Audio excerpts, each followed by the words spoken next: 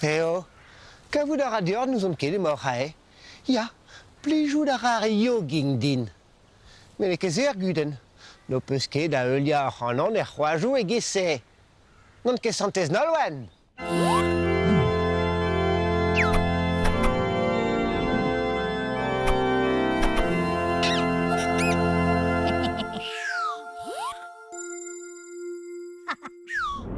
Bezo de santez nolwen.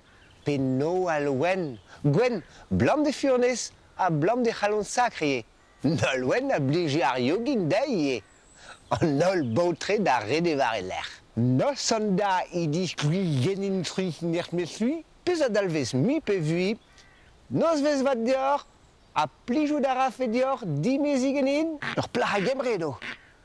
Hag ur plach a ben ie. E ur kachi, ket da garat. Oa ket pel da re zart an an vez priejou.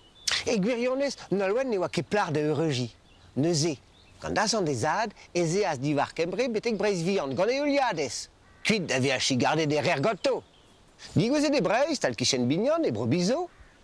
Bezo, bezo, bezo, bezo, bezo, bezo, bezo. En em gavaz gant un tir an nizan. A felas de an euregi evel just. A gid a laret.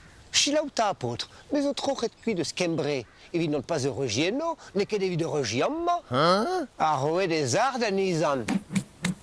Porkez. Nizan a whiskas e vonet de ruz gant ar c'hounar.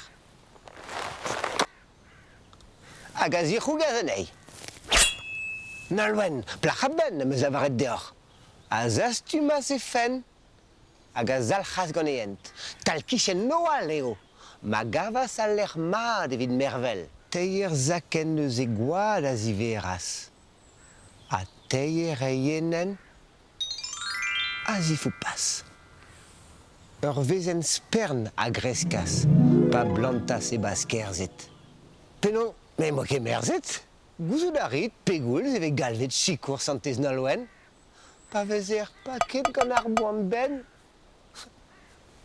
Allez, changeons mervad. A changeons mer yoging